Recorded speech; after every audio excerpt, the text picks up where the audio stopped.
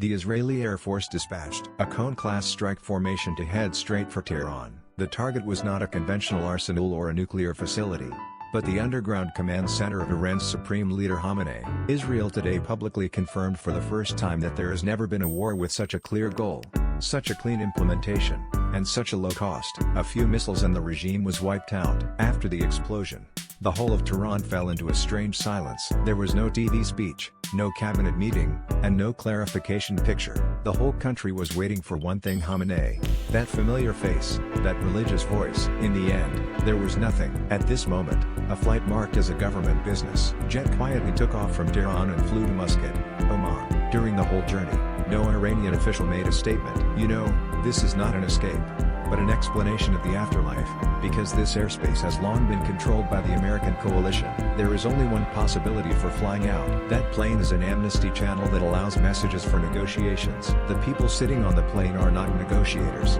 but the transferers of the power will. At the same time, Trump told reporters in a speech outside the White House that Iran hopes to negotiate.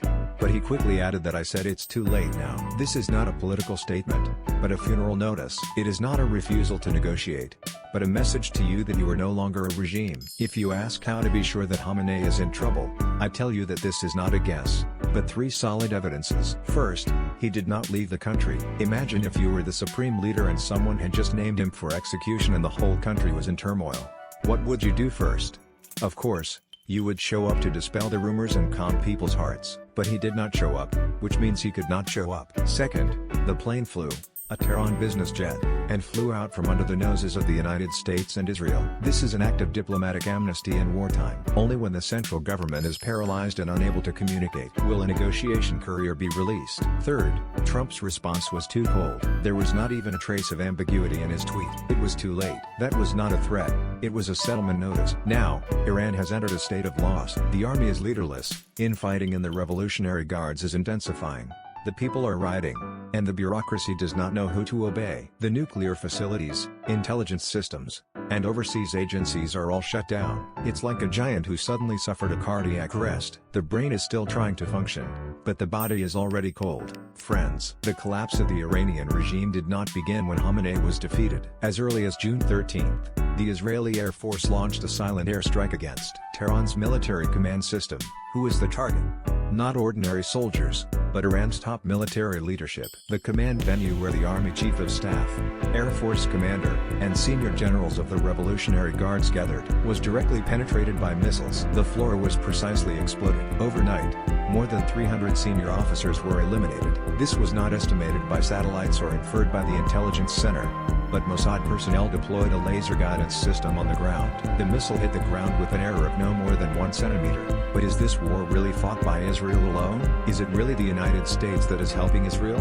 Wrong. This is Trump's revenge and the liquidation of the American national will. Just 48 hours before the attack on Khamenei, Fox News exclusively revealed a heavy piece of information. Israeli Prime Minister Netanyahu personally confirmed that Iran had planned to assassinate Trump twice. The first was on January 2nd of this year. The location was diagonally opposite the Trump Tower in New York. The Secret Service intercepted a heavy Barrett sniper rifle equipped with high-penetration military armor-piercing shells. The building was directly targeted. The second time was on January 15th, at the outer garden of the White House. A food truck disguised as an ice cream seller had 200 kilograms of high explosives hidden in the car. The target was Trump's office area. This was not a diplomatic conflict, but a blood feud. Now the U.S. military has been dispatched, with full intelligence, the Israeli army in the lead, and Trump making the final decision. This war is a revenge expedition. The first actual performance of the complete script. Satellite-coordinated guidance, Mossad, laser-guided B-21 stealth bomber infiltration and advancement. And after Iran's military system,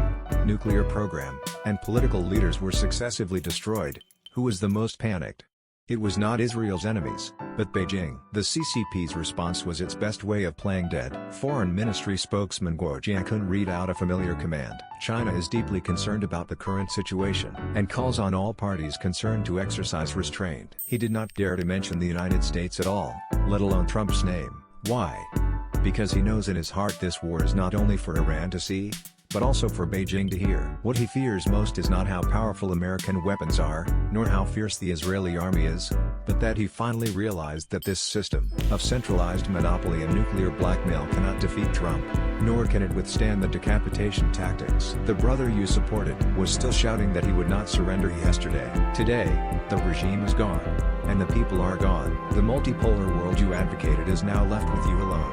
Friends, today we have to unravel a big picture that completely subverts the official narrative. The person who appeared in Kazakhstan to attend the Central Asia summit this time was not Xi himself, but a stand-in. He pointed out the most sensitive signal in the world. The Central Asian allies are already preparing for the post-Xi era. The camera is full of dummies taking pictures, but the real team is talking about saving their lives behind the scenes. The CCP itself understands that the South China Sea is now under the watch of the United States, and the East China Sea is under surveillance by Japan. There are navies of many countries patrolling the Malacca Strait. Taking the sea route is to die. The only way to escape is through this underground exit. Don't think that this is the construction of the Belt and Road Initiative. This is to back up the regime and open up a retreat. Why now?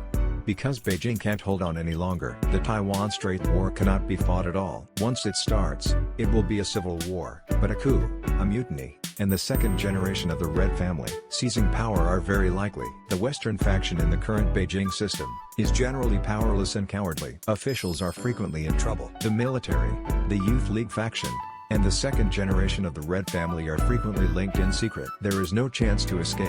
Therefore, a retreat must be prepared. This Central Asian summit is not a diplomatic victory, but the curtain call of a strongman myth, a car-jumping drill of a centralized physique, a last-ditch effort to perform with a stand-in.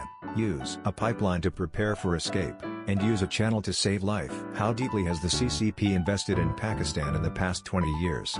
Gwadar Port is the first springboard of the CCP's overseas energy strategy. It is an alternative outlet around the Malacca Strait. The Balochistan Channel is the main dark logistics route for arms chips and rare earth encryption equipment. The Karakoram Corridor is the only strategic channel that can directly lead from the Middle East to Western China. This is not cooperation. Munir is not ignorant. He understands it too well. Decide now to either stand on the side or leave. All these can be used to exchange for security, income, and a new pattern. Let's see how Trump plays this game. The first step is to attack the theocratic government of Iran and blow up the Beijing-Tehran axis. The second step is to have lunch with Pakistani military leaders, dig Beijing's backdoor, and cut off the CCP's strategic export to the Indian Ocean. The third step is to take over Kazakhstan, lock the border ports in Central Asia, and let the CCP lose control of all lines in Central Asia. The fourth step is to take back the Bagram base in Afghanistan, and regain the overall geopolitical initiative of India and Pakistan in Central Asia. The final goal is Beijing. What does it mean?